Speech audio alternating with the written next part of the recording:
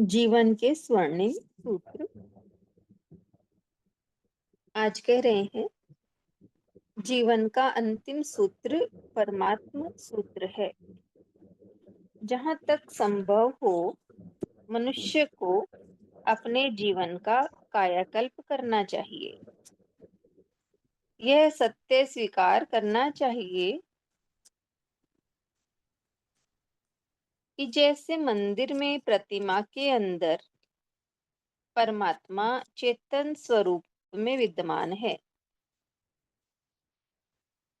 ठीक वैसे ही इस माटी की काया में परमात्मा चेतन स्वरूप में विद्यमान है। किसी को भी पीड़ा देने से पूर्व सोच लेना कि इसमें भी परमात्मा है। मेरा अनुभव है कि जो व्यक्ति दूसरे में छिपे परमात्म तत्व को अनुभव नहीं कर पाता, वह मंदिर में जाकर भी परमात्मा की जीवंत अनुभूति नहीं कर पाता।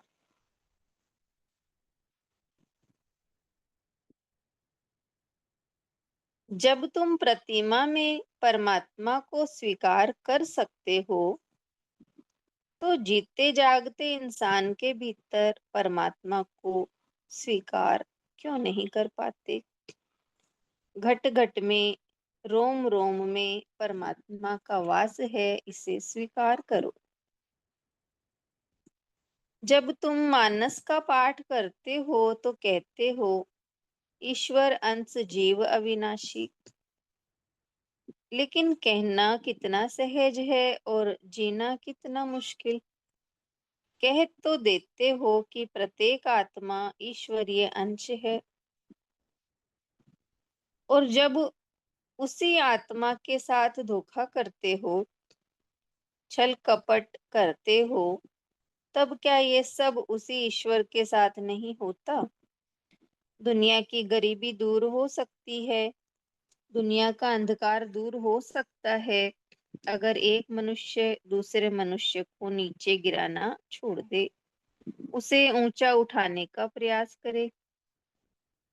यह मानवता के लिए कलंक है कि उसने अस्पृश्यता को अपनाए रखा है। किसी को स्पर्श करने से क्या आत्मा अपवित्र हो जाती है? मेरे अपने जीवन की घटना है। मैं 9 वर्ष का था, बच्चों के साथ खेल रहा था कि अचानक दूसरे बच्चे कहने लगे, तू अपवित्र हो गया। मैंने पूछा, कैसे? तो बताया, तूने हरिजन के बच्चे को छू लिया। सब मुझे घेर कर घर ले आए। मेरी माँ को सब बात बताई। माँ ने मुझे स्नान करने के लिए कहा। मैं स्नान घर में गया, नल चला दिया, नहाने लगा। पर मन ही मन सोचता रहा कि क्या किसी के छूने से आत्मा अपवित्र हो सकती है? स्नान करने से आत्मा पवित्र हो जाएगी? अगर नहाने से ही पवित्रता आती हो, तो मछली सदा जल में ही रहती है।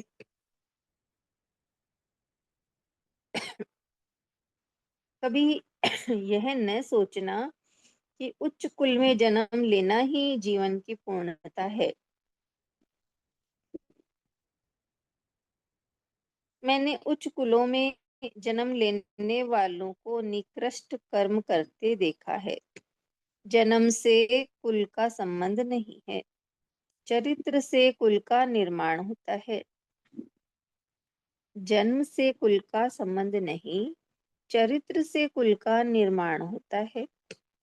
जानते हैं ना, कबीर जुलाहा था, गोरा जाति का कुम्हार था, रैदास जाति का मोची था, लेकिन उन्होंने तुम्हारी दृष्टि में निम्न कुल में उत्पन्न होने के बावजूद अपने जीवन का कायाकल्प कर लिया, जीवन का निर्माण किया।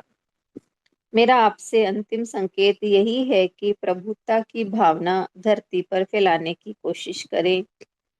शास्त्रों के सिद्धांत केवल होठों तक नहीं रहने चाहिए, उन्हें अपने जीवन में उतारना चाहिए। परमात्मा सर्वत्र है।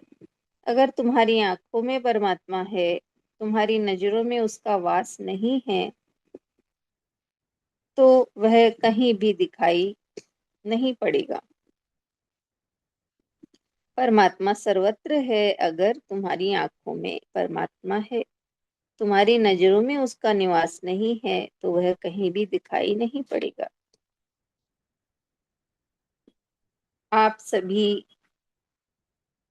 के हृदय में विराजमान परमात्मा परम पिता परमेश्वर को मेरे हृदय के कोटि कोटि प्रणाम। इतना ही है लेसन।